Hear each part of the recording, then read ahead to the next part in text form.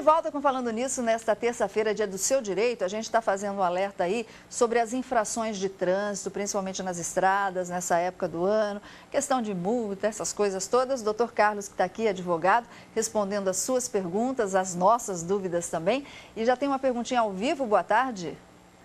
Oi, boa tarde. Quem fala com a gente? É Letícia. Oi, linda. Você está falando de onde, Lê? São José dos Campos. Pode fazer a sua pergunta.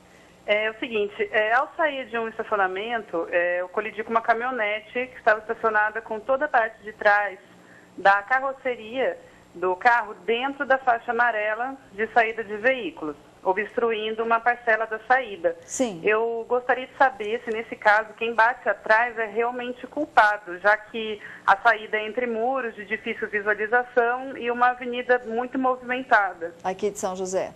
Isso. Então você saiu, o carro estava lá, vamos falar, com a traseira bem em cima, até para fora da faixa amarela, e você acabou batendo.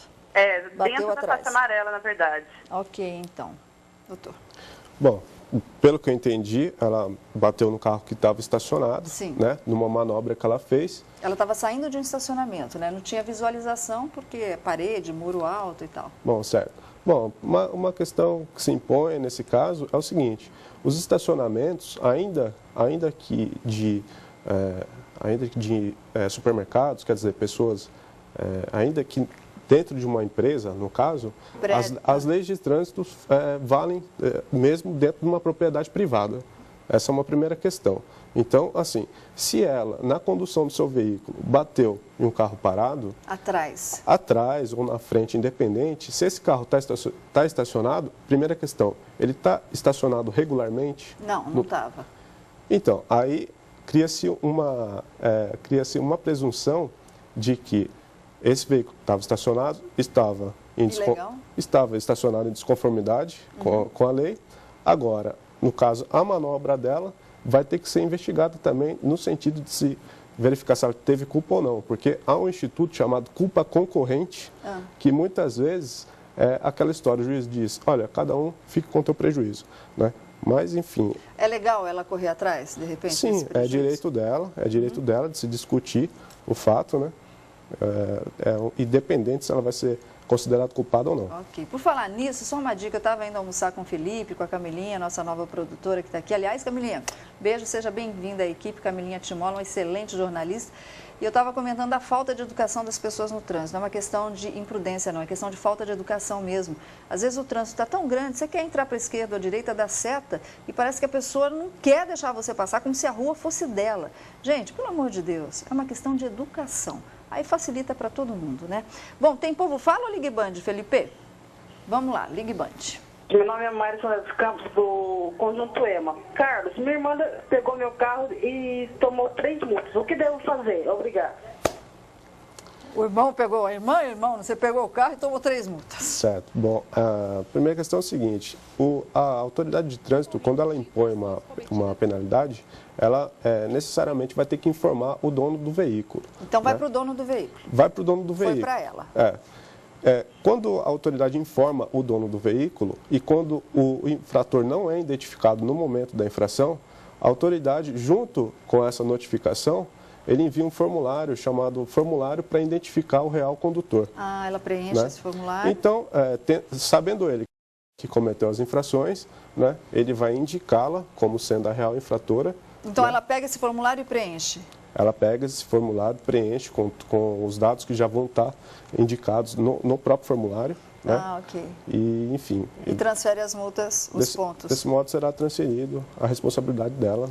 Né? Olha, linda, você vai transferir os pontos. Agora, a pagar essas multas aí, você vai ter que brigar aí com a sua irmã, hein? Por causa do carro. A gente está vendo algumas imagens aí, Carlos. Vou pedir para o Felipe pôr aqui nesse monitor, que fica mais fácil para a gente visualizar, Fê.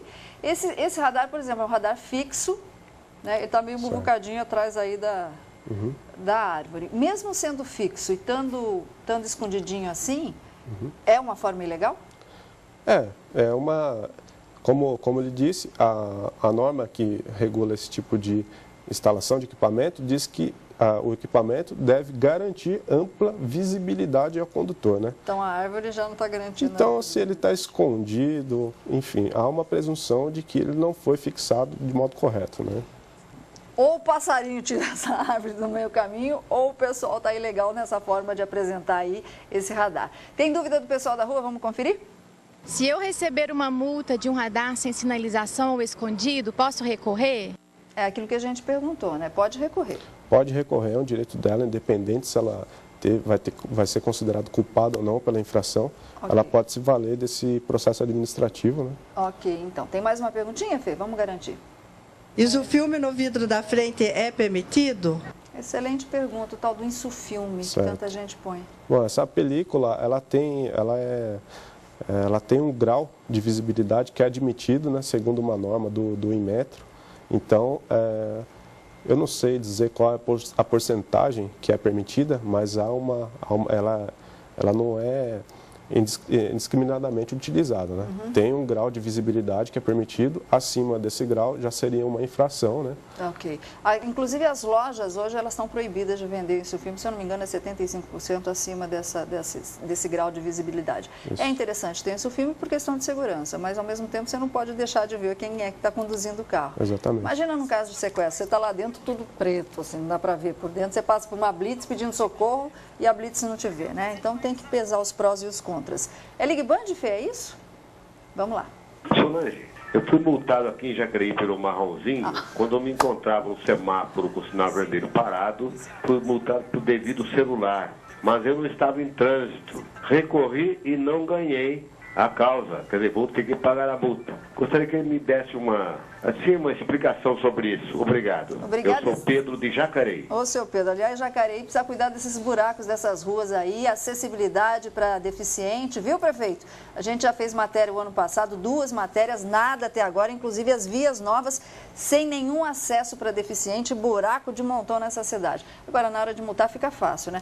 Aconteceu comigo isso, tocou o celular, eu parei para atender, só que o motor do carro ficou ligado. O marronzinho veio e me multou, que parece que foi o caso dele também. Uhum. Eu também perdi, viu?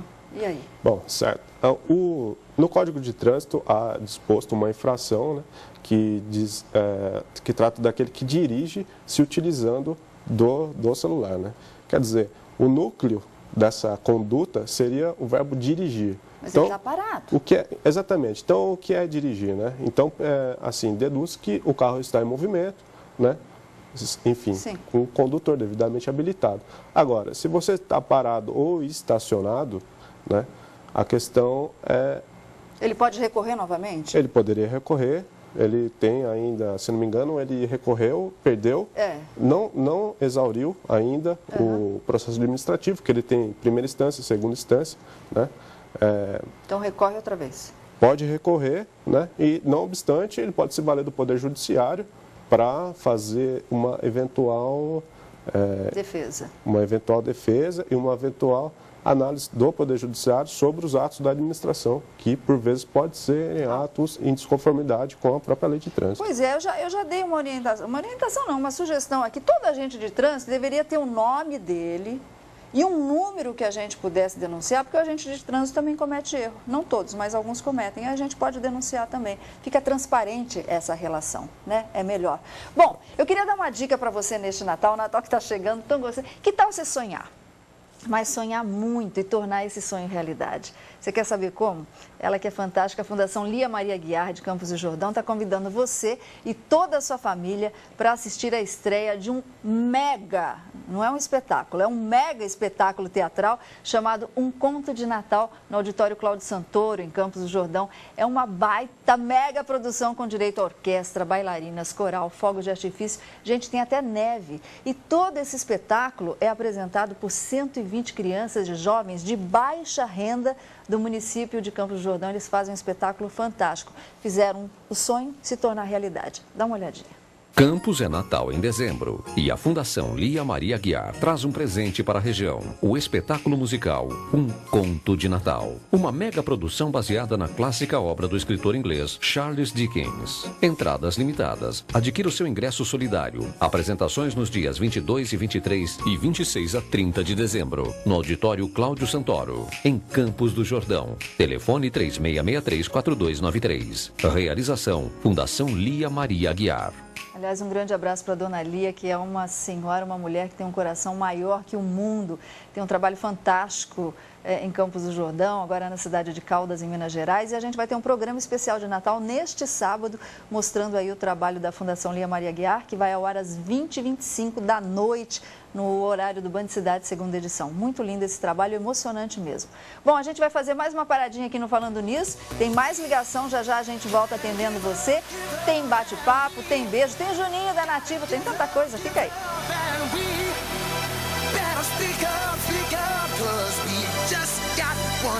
Eu queria aproveitar e mandar um Feliz Natal para minha mãe, para minha irmã, que hoje é aniversário dela. Parabéns, irmã, para o meu pai e para toda São José dos Campos. E Barra Mansa!